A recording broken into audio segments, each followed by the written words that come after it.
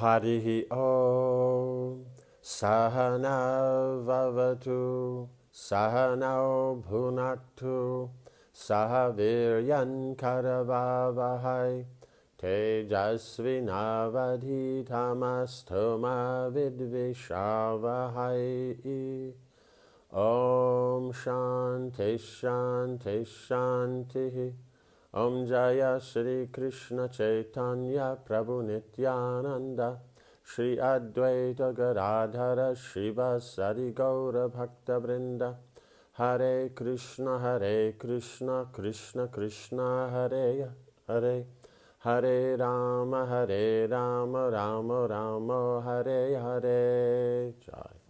So reading from the Mahabharata, Chapter 9, the Gandharva Angaraparna. So then we've seen before how Bhima was then sent to take the cart of food out to the Rakshasa. And taking it there, then Bhima was very happy for two reasons. One, he gets a lot to eat, which he normally didn't get to eat because they just went begging, and whatever they got, he got half of that. And two is he gets to exercise a little bit and kill a Rakshasa. So for him it's good all the way around. So now Baka's dead. The village of Ekachakra, they're very happy, and they have a festival and that. And then the Pandavas, they just continue to live at the house of the Brahmin as Vyasadeva has instructed, and continue as they're doing. They passing their days then by studying the scriptures and by begging. Then one day a Brahmin, a wandering ascetic, came to the Brahmin's house and accepted his invitation to stay for a few days. After he had been duly worshipped and fed by the Brahmin and his family, the ascetic told stories from his travels. The Pandavas listened along with the Brahmin's family. They heard about a great Swayamvar ceremony soon to be held in Kampilia for Draupadi, King Drupad's daughter. This princess, the ascetic said, was not born of a woman, but had been born along with her brother Drishtadyumna from the sacrificial fire. Right, so they had performed sacrifice, and generally in these sacrifices, the mantras are chanted and the potency is there. That potency is then put into, a fruit or some sweet rice or something like this, and then the queen eats that, and then she has a child. But in this case, the queen wasn't there. Somehow or another, she had stepped out for a minute or something. And they were saying, that whoever's, going to appear is already here, and so, what to do? The queen's not here. And so then they asked, well, is there something else you can do? So then they just brought them, and they just took birth directly from the fire. They just came out of the yajna. So, very special.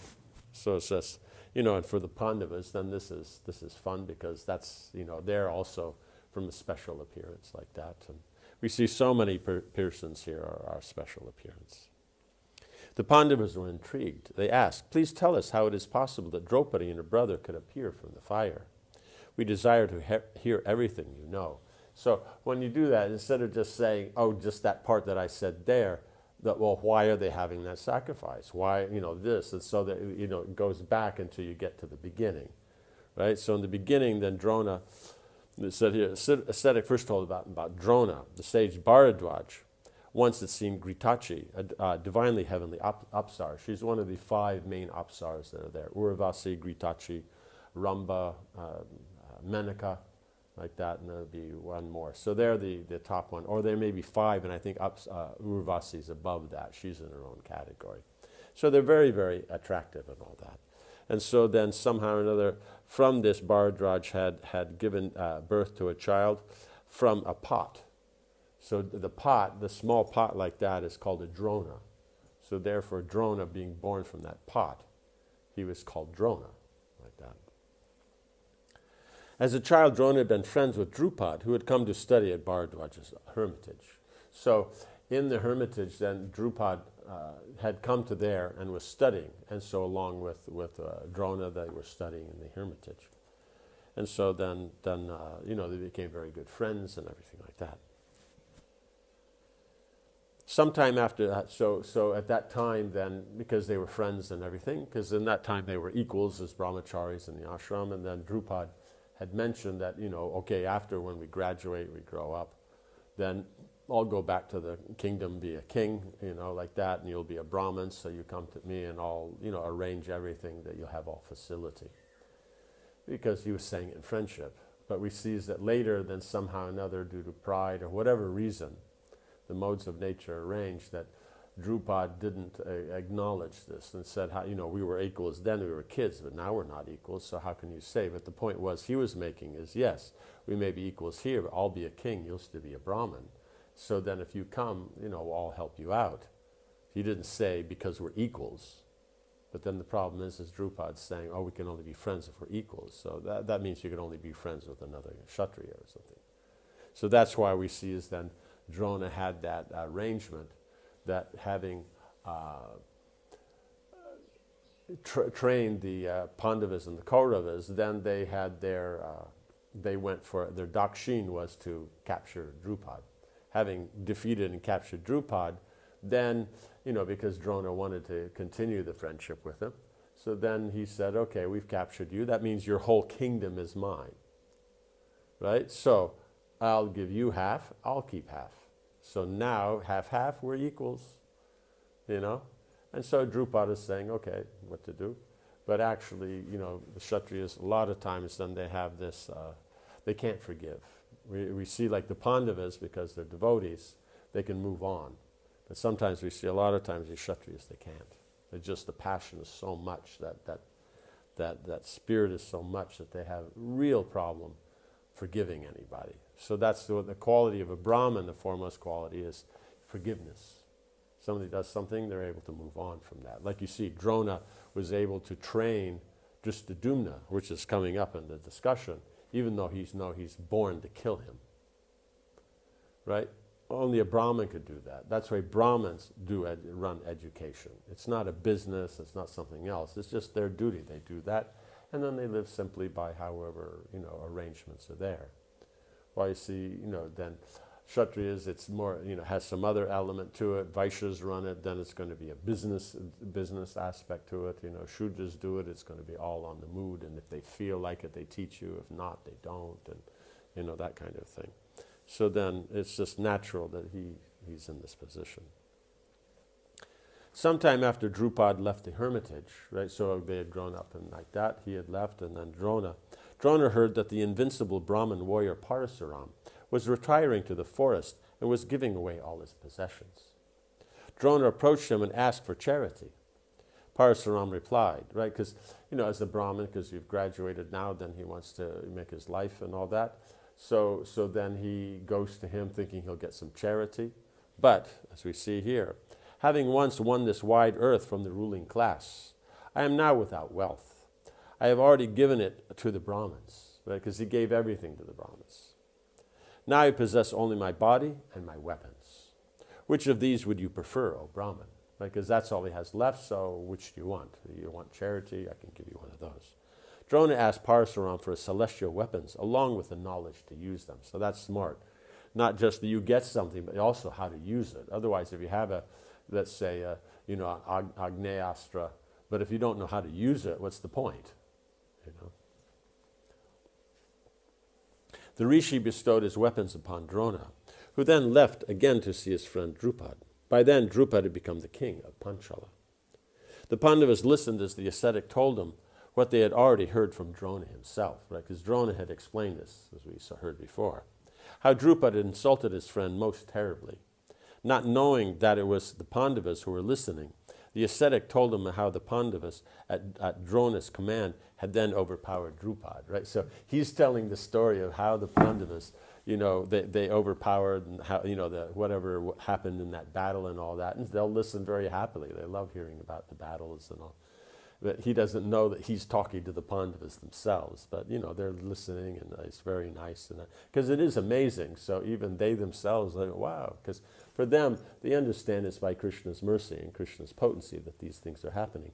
So even they hear that it's them doing, it's not like, yeah, we did that. It's like, wow, Krishna gave that ability and that. So after being humiliated by Drona and losing half his kingdom, Drupad thought only of revenge.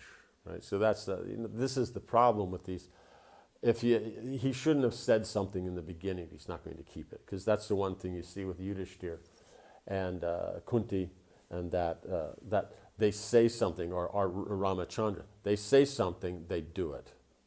Whether that's good for you or not, that's one of the signs of a Kshatriya. Kshatriya says he's going to do this, then if it's found out later it's going to be a really problem, they'll still do it.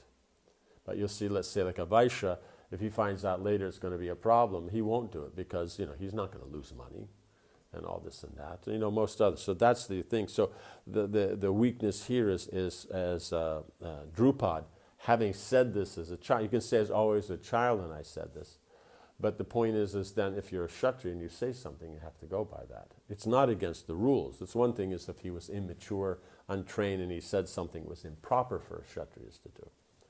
But we don't see that that's the case. It's just like people come to Arjuna and say, can you do something for me?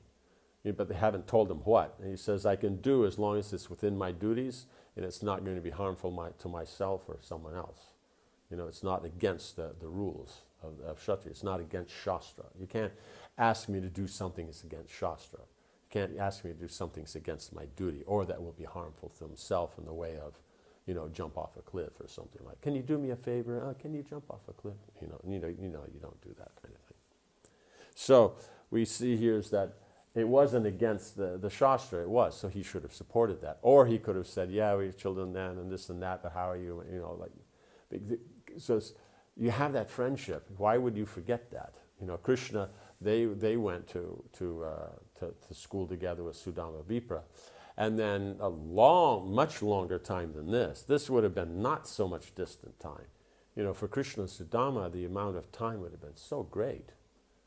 But, and he is the king in Dwarka, which, as far as power, opulence, and anything you can name is way greater than what Drupad had. And the poverty of Sudama Vipra would have been even greater than that of Drona. So we see the difference was much, much greater. But immediately, Krishna, we were friends. We're friends now. Friends means you're friends. It's not, not because of your social status and all that. It's a personal relationship. So that aspect, then, we can see that's a weakness. So if the Vaishnava community and that shouldn't be there. Amongst the materialists, it shouldn't either, because that's the standard thing. Relationships are established, that's how they run. So unless something major changes or that, then, but here there was no change. So then, because of that, they break down relationships, it causes problems. So therefore, Drona acted he acted materially, Drona responded in a very clever way, according to his duty. He didn't just fight with them there himself. He as a Brahmin taught students who then defeated him. So that means he even has greater knowledge. He can train students, because most of the time students aren't as good as you. And so if you can train students that they're greater than your enemy or your adversary, then what a great teacher, like that.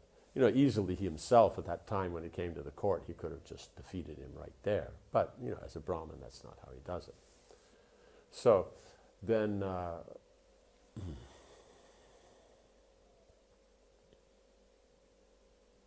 Yeah, and so now he functioned this way, and then we see Drupad will react in also a material way, and so it just keeps going. It's just like the boys. Somebody takes this pencil, and the other guy pokes him, and then he hits him, and then it's a wrestling match, and it's it's just that's the problem with a material platform.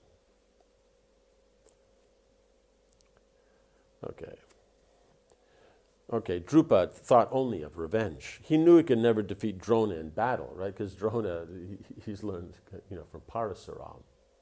Parasuram defeated every Kshatriya, except Ramachandra and I think Bhishma, like that. But otherwise, Drona is no match, like that. So he had gone to the forest to seek out a powerful Brahmana. He knew that only a Brahman's spiritual power could match Drona's strength. Right, so Drona is working on that spiritual strength. So therefore, if you want to defeat him, then you have to find a Brahmin who has that same strength. After some time, Drupad came across two Brahmin brothers named Yaja and Upayaja. descendants of Kasyapa, a powerful son of the great god Brahma. Right, so he's Prajapati. The king worshipped and served the two Brahmas for some time, then asked for their assistance. He first approached the younger of the two, Upayaja, knowing him to be the more powerful. Drupad asked him to conduct a sacrifice that would give the king a son capable of killing Drona. Right, so then he's going, so he's from the Brahmins, he's getting this, then they have a son that'll do just like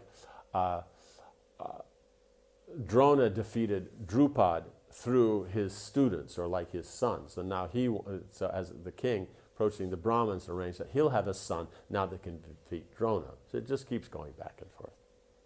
But it makes for interesting history. Right? Drupad offered him 10,000 cows as payment. But the Brahmin replied, I shall not perform any act directed towards material gain, either for myself or for another. Right? So Upayaja, he said he was the more powerful. That's because he had that spiritual inclination. So he wasn't interested in that kind of mundane, things like that. That he'll do this for you and he'll get 10,000 cows. It's just like that. That's not so important for him. So he's pointing out, I'm not going to do anything that's material gain for anyone else or myself. It's just I don't do that. Right? The disappointed Drupad continued serving Upayaja in the hope that he might relent. Right, so he just keeps on doing his service and hoping that maybe one day he'll say, okay, I'll do this for you. Finally, after a full year had passed, he had already served, and now when he said no, he served for another year. The Brahmin took pity on him and said, I once saw my elder brother take up and eat a fruit from the ground without considering whether or not it was clean. When we were both boys studying in our guru's house, I often saw him eat the remnants of other people's food. One who has no regard for purity in one thing will not have much regard in another. Therefore approach him, for he will surely perform your sacrifice. So now he's pointing out someone who has a fault in one area, the good chance that the fault may be there in other areas. So here is that the aspect of cleanliness. It's not there in this, so it won't be on this side. Because Upayaja is looking at, if you're looking at spiritual, so material activities for material gain, especially like this, based on revenge, is because he's asking, I want a son that can kill Drona.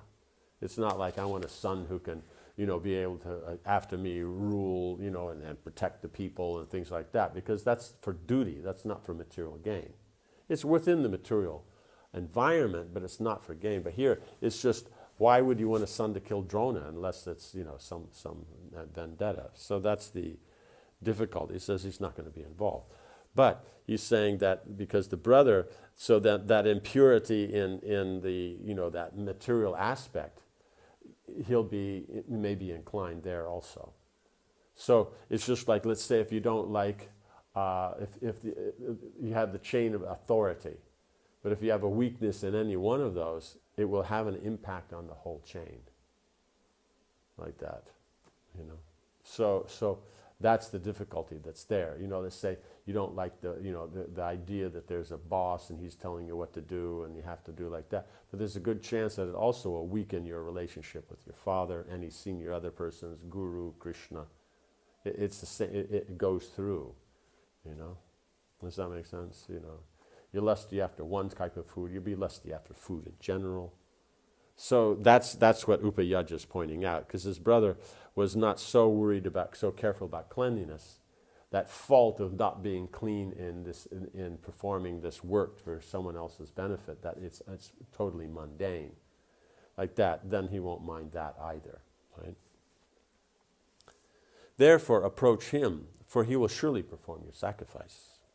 The Brahma's word proved true, and Yaja agreed to Drupad's proposal. The Brahmin, realizing what a difficult task the king had requested, engaged his younger brother to assist him, right? Because Yaja may be good, but Upayaja is the more powerful one. So without Upayaja, he wouldn't be able to perform this sacrifice. Although Upayaja had no personal desire to perform Drupad's sacrifice, he could not refuse his elder brother's request. So he's, in other words, involved because of his duty to assist his elder brother, right? Because they perform their Brahminical duties. So, probably staying together, then the elder brother represents like the father, so then he works in that way as a greater family. And so then he will perform these activities as a duty. While the other one, it would be he would be getting material gain from it, so he wasn't involved. Thus, the two Brahmins went to Kampilia to perform a fire sacrifice intended to propitiate the gods, headed by Lord Vishnu. Thus, Drupad would be able to get a son capable of killing Drona. Right, so something so amazing like this, it's only by the grace of Vishnu, by Krishna's grace, one can get these. Even you're worshipping other demigods, the potency of the demigod is coming from Krishna. So then why go through them? Why not go direct? It's just like if I want to buy some goods, and I want the proper price, I can go to the one person, but he's getting it from another person. I can just go directly to that person myself and get it. So then I know I get proper price. So why would you go through? Why go through the demigods? So this one, then you go directly to Vishnu. As the sacrifice commenced, As the sacrifice commenced, the king again spoke with Yaja. Remembering the day he had been overpowered by Arjuna, he asked the priest if, as well as a son, he might attain a beautiful daughter whom he could offer to Arjuna as his wife. Drupad thought if Arjuna became his son-in-law, his happiness would be complete, right? Because here he's a powerful Kshatriya, and he's defeated by Arjuna, not because of any, bad feelings of that, just he's performing his duty to his guru. And so how amazing is his talent, his character, his beauty, everything is just so wonderful. So then Drupad thought, I would like to be connected to this person like that. And so then the best way, because of the age in that, is through marriage. And that means that he needs a daughter, right? And so then he can't just have him hang out, then you have a nice connection. So therefore he said, in creating the son who will kill Drona, can you also create a daughter that will marry Arjuna? Yajna replied, it shall be so. Right? So he's heard it. It's proper according to, it's not against the religious principles, so he says yes. And Drupad joyfully sat down by the sacrificial fire with his queen. As the ritual neared completion, Yajna called for Drupad's wife. Come quickly, good queen. A son and daughter have now come for you. The queen replied, O Brahmana, I am not pure. My mouth is filled with saffron. My body is smeared with perfumes. I am not ready to receive the sacrificial ghee. So that's so here is that the coming and just all this. And so she probably doesn't know how this is all working out. And they'll figure out, as it goes, it'll become clear and this and that. But these kind of things here, is that it's not. So in other words, technically then, if you're going to this yajna and you're the yajaman, it means it's for your benefit. You should go ready to be involved in the puja. Because otherwise we see so many things come up if you're not quite that. Even Lord, what's his name? Saraswati, when it was being married to Brahma. So there was a particular titi, everything was arranged and all that. But she was taking extra time getting ready. Because many times, the girl, it's her day, she wants to look her best and everything like that. So sometimes they take extra time more. So in this case, the time was going beyond where you lose the muhurta, and it was such a perfect muhurta and all that. The priests who were there, they can't have their work go to waste. So then they think, okay, well, who can marry Brahma? So then the qualified girl was there, but then, to bring about that purity, they passed her through the I think somehow through the mouth of the cow. The mouth is not pure, but I don't know how. It was somehow or another connected with the cow. So that's what. So she's known as Gayatri. So Gaya means the cow, right, like that. And so then Brahma married Gayatri, and then partway through the wedding, then Saraswati shows up. She wasn't overly happy, but so then he married both. So like this is when you have sacrifices, you should be ready to take part in it. Otherwise, things can go funny. So just as a general thing, it's like if you're going for the Abhishek, or you're doing this or that, if you always are, you have clothes that you're always ready to do. Not that you go to the temple, maybe you'll take part in this, in the puja or the Abhishek, but you wear your shirt and all these other things, then you have to take them off, and then this and your chadar. So you just go ready to be involved. If you're not involved, fine, it doesn't matter. And if you are involved, you're ready. So in this way, the queen should have been thinking that she's the yajaman, so therefore, she should be going to this program ready for all these things. And so then everything would work. But in the case, still by the providence, it worked out very special anyway. Yajna replied, whether or not you are ready, the object of this sacrifice, which I have prepared and Upayajna sanctified, cannot be thwarted, right? Because it's been arranged, the Brahmins are doing it, it has to happen.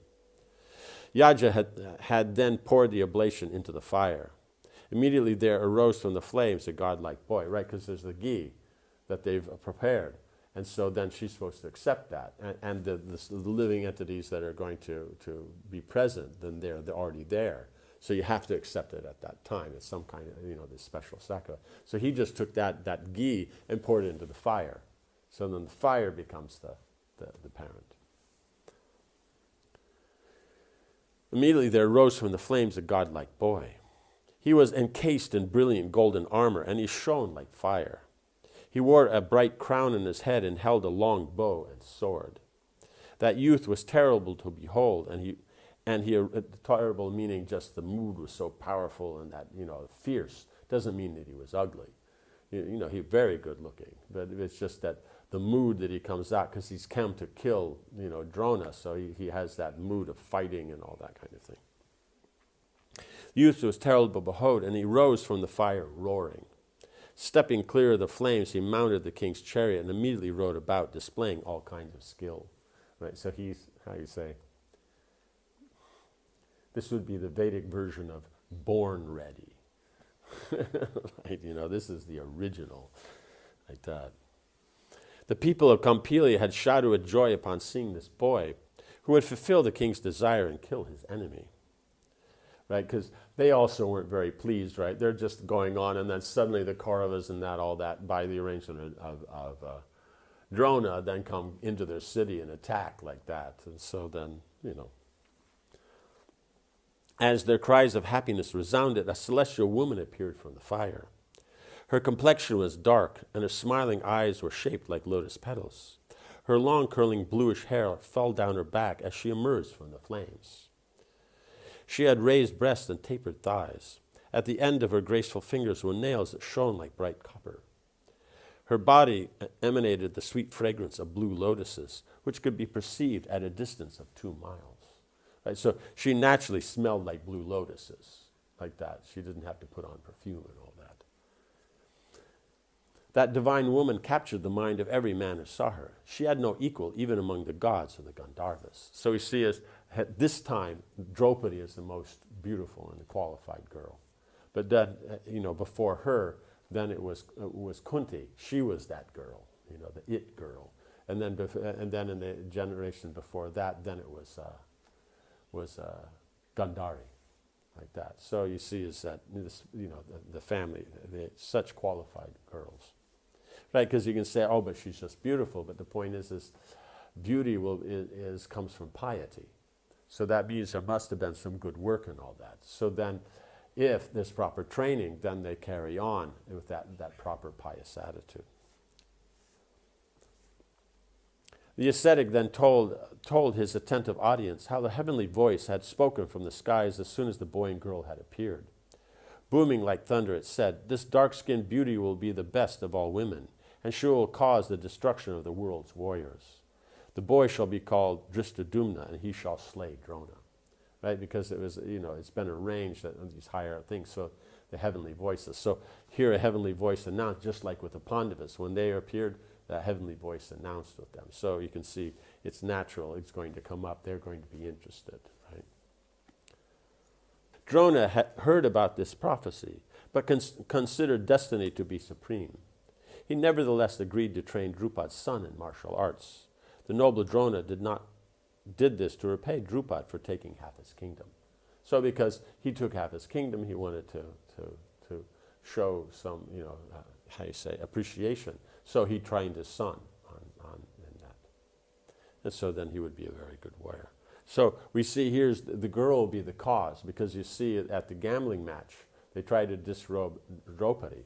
And Manu mentions that if you insult a chaste woman, then the person who is insulted their direct relatives, means their direct family, the extended family, everybody connected to them, their friends, their, how you say, countrymen, their dentists, everybody will be destroyed like that. So that's what he says. She will be the best of all women, and she will be the cause of the destruction of the world's world. Because at that time, everybody, it means Duryodhana and his people, they're already condemned. So anyone connected with them, so their whole army and all those, they're all condemned. And the other side was there to fight. And so then fighting with them, then two fires extinguish each other. Like that. So that was the...